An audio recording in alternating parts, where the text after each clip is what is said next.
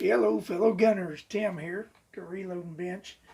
Uh, I've got this thing, this new press going.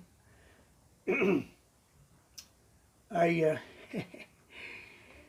I was having trouble with the priming. Uh, figured figured it out. Uh, what I was doing was when I was pushing that down to tighten the stem up, the cup was hitting the spring and wasn't allowing me to push all the way down on the stem. So it was up too high. So to fix that, I took a primer, stuck it against the stem in the cup, and compressed it, down enough to where now it works great. No problems at all. The first thing I want to talk about, well, I guess now it's the second thing, is this free-floating shell holder type ram. I didn't know this was like this. Your shell holder just kind of floats in the ram. In my RCBS, it's just, you slap it in, it's tight. It's no movement. That's pretty clever. The only other ram that I knew was like that was the MEC. So that's pretty cool. So we're going to load some 357 from start to finish. If I can get it out of the box.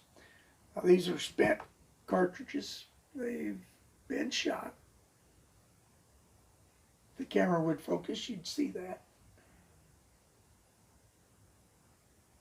But anyway, here we go. We're going to size it and decap it. It's got a, of course you can't see it, but it's got a little primer tray. I don't know if I can lean this up or you can see it or not. Ah, yeah, there you go. Is it? Yeah. Oh, black tray right here. It actually works better than my RCBS. When I used it, of course I had to use a bungee cord, and then up front I had to put a card so it wouldn't, around the cup, because it would just fling the primers out. Alright, and here's the neat thing. This thing's got a tube, like, a lot of you are used to this. I'm not. But it's got a tube. You pull this out, and it drops a primer in there. You bring it down to where it goes in. You just push it forward until it puts it in there. Let it back up, and it pulls it right out. And then we're going to flare it. And there it is. It's flared. Now I'm going to charge it. I'm charging this with 14.8 grains of H110. And the primers we're using is 550 CCIs, which is small pistol magnums.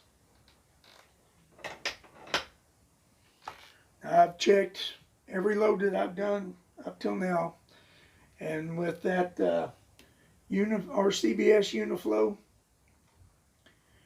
it does not vary at all with H110. I mean, it just drops consistent all the time. Now you see me turn my turret. I'll seat it and crimp it at the same time. I've got it timed to where it's just right there.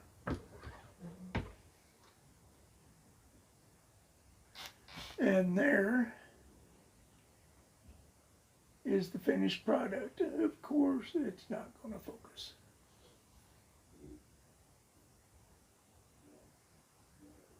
And there. All right.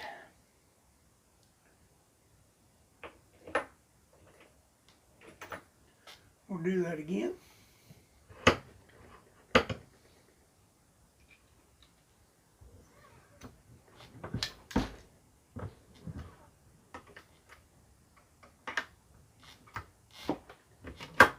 This is going to be some getting used to for me. And just a single stager.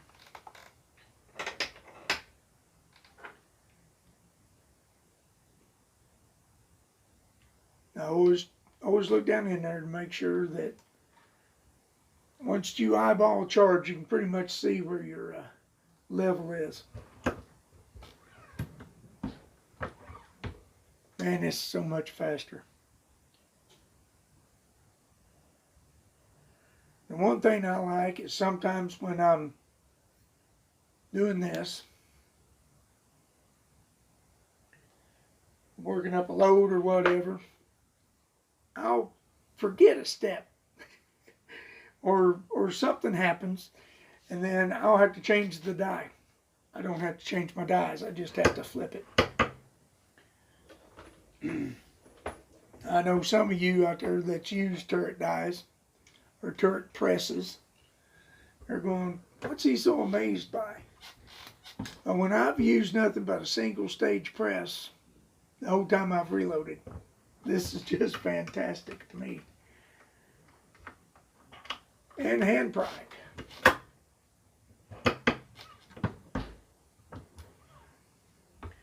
Now, I know a lot of people complain about this priming system being in the way. Here's the deal. With my RCBS Junior 2, there was a post here anyway. So this is just like loading on my RCBS with the post in the way. I just turn the shell holder out toward faces me. It's not a problem.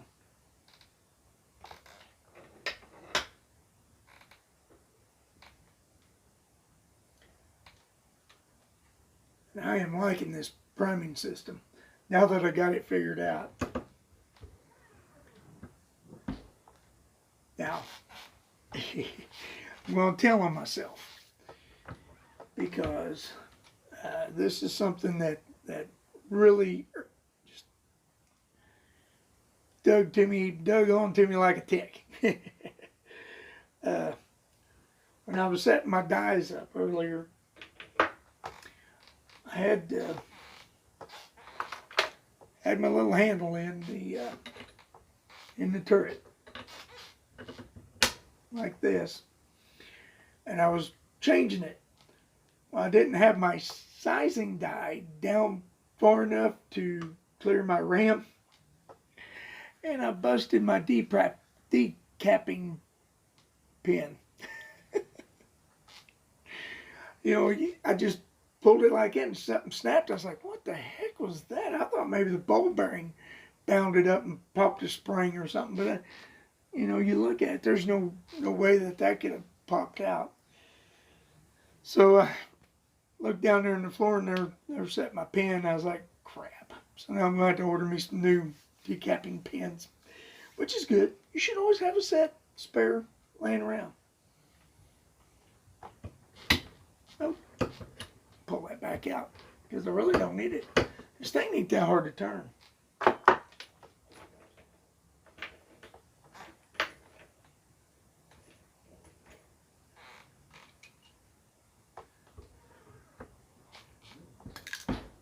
I really like that primer catcher.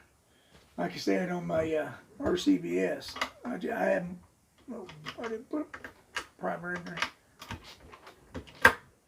I had more primers in the floor than I did in the catcher.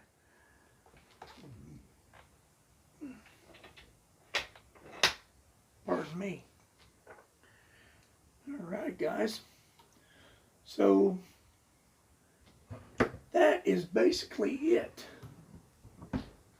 Actually, that is it. Unless you want to watch me load 20 of these or 50 or whatever, which I could turn out to be boring.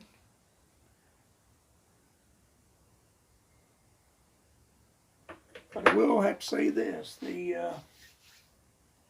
11 that I've loaded so far with this press, I am really impressed. I'm not getting strange off-sided bulges or nothing like I do with my other press. This thing is so heavy, and this ram is so thick. It is just so much thicker than what was on my RCBS. The handle's a lot longer. so I'm getting more leverage. This down the knuckle, I guess you would call it, or the joint, is just so much beefier. It's I just can't explain. It actually, with the RCBS, the little Junior 2, it just it took a little effort to load with it, really. This is no effort at all. I'm enjoying it so far, and I'm sure I'm going to be that way for a long time. All right, guys. Now I'm just starting to ramble, so I will catch you in the next video. I think Tim's just really happy with that press.